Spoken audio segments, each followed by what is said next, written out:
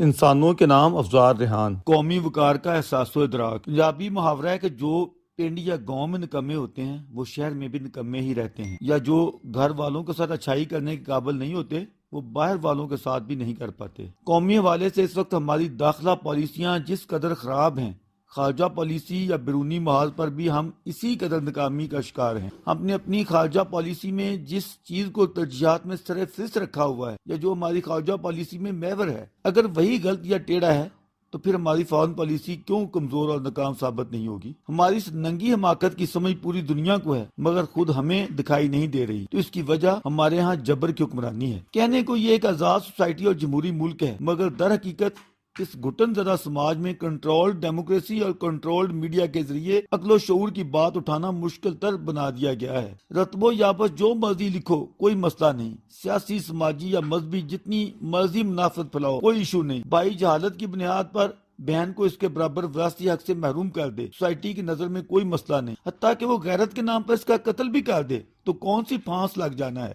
کچھ مدت بعد صلح صفائی اور معافی تلافی کے ساتھ ہی سب کچھ ہضم، یہ کہ گھر کی بات تھی گھر میں طے ہو گئی۔ یہاں میل شاونزم کے ساتھ ساتھ مسلم شاونزم کا یہ حال ہے کہ جس بلاسفیمی کے نام پر آپ دوسروں کا جینا حرام کر دیتے ہیں، ان کے خون کی ہولی کھیلتے ہیں، اس جھوٹ کے بالمقابل آپ سچ مچ گھٹیا کرتوت دکھائیں، دوسروں کی عبادت گاہوں میں گھس کر چاہے ان کی اینٹ سے اینٹ بجا دیں، ان کے مقدسات کو پاؤں تلے رون ڈالیں، مگر کوئی لگام دینے والا نہیں۔ 4 دن نمائشی بیان بازی ہوگی، اس کے بعد ہر چیز گول، بدتر ظلم و زیادتی پر بھی مٹی ڈالو۔ ابھی جو کچھ پنجاب کے ایک مندر میں ہوا ہے، کیا یہ پہلا یا آخری ثانیہ ہے؟ بات شروع ہوئی تھی ہماری خارجہ پالیسی کے محور، جس کے گرد ہماری پوری خارجہ پالیسی پچھلی 7 دہائیوں سے گھوم رہی ہے، اور یہ ہے مسئلہ کشمیر، اس کے ساتھ جڑا انڈیا دشمنی کا ناسور، جس نے ہمیں پوری دنیا میں اب نارمل، جنونی اور بے ماز ذہنیت مشہور کروا رکھا ہے۔ ہمارے جو مقدس دوست ہیں وہ بھی ہماری اہم کانہ سوچ کے ساتھ کھڑے ہونے اور خود کو اولا ثابت کروانے کے لیے تیار نہیں ہیں۔ دہائیوں سے ہم گلے پھاڑ پھاڑ کر اپنی شرح کے لیے نعرہ زن ہیں، یہ کہ کشمیر بنے گا پاکستان، لیکن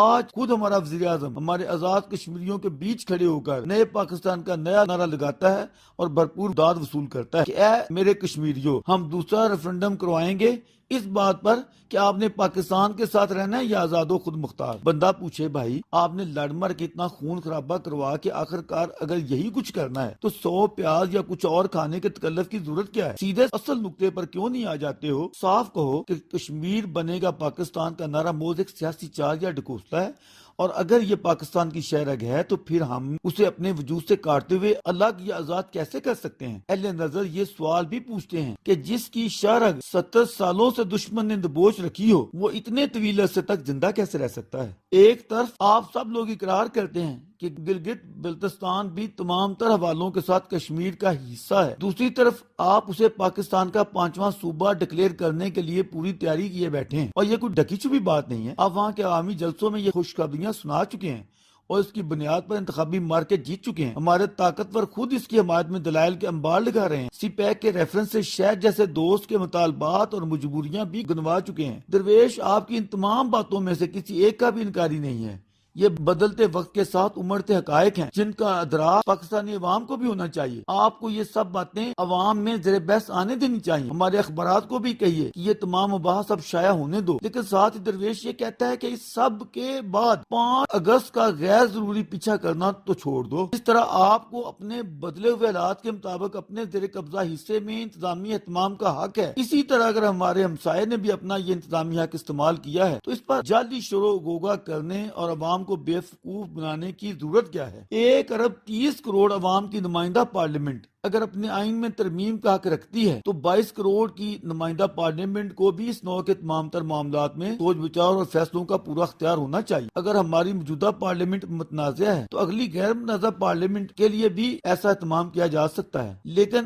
ایسے تمام کلیدی فیصلے پارلیمنٹ میں ہونے چاہیے۔ اپنی پالیسیوں کا تو یہ حال ہے کہ پاکستان کا وزیر تجارت قومی مفاد میں ہندوستان سے تجارتی تعلقات بحال کرنے کے لیے فیصلہ کرتا ہے، اتنے بڑے اور جوہری فیصلے کے بھی سیاہی خشک نہیں ہوتی، تو وہی شخص اگلے روز بطور وزیر اعظم وہ فیصلہ واپس لے لیتا ہے۔ انڈیا سے تجارت کھولنا ایک دن پہلے پاکستانی عوام کے مفاد میں ہے، تو دوسرے دن اسے بے معنی و لا حاصل کشمیر پالیسی سے نتھی کرتے ہوئے عوام دشمنی قرار دے دیا جاتا ہے۔ اس کے بعد ہم غصہ نکالتے ہیں کہ حملہ آور پائلٹ ابھی نندن کی شتابی میں واپسی اور ہماری اتنی زیادہ منتوں سماجتوں کے باوجود نریندر مودی ہمارے ساتھ فون پر بات تک کرنے کو تیار نہیں ہے۔ ایک چائے بیچنے والا بھی آخر ہمیں اس قابل کیوں نہیں سمجھتا؟ کبھی سعودی ولیعہد ہمیں اپنے طیارے سے اتار دیتا ہے تو ہم اس پر بڑھاس نکالنے لگتے ہیں، کبھی ہمسایہ برادر ملک کا صدر اشرف غنی ہمیں تھوڑا آئینہ دکھاتا ہے تو ہم اس پر ابلنے لگتے ہیں، اور اس کے سیکورٹی ایڈوائزر کی اپوزیشن قائد کے ساتھ ملاقات پر فضول کہانیاں کرتے ہیں۔ ابھی پچھلے دنوں داسو میں جو 9 چینی انجینئر ہلاک ہوئے ہیں، اس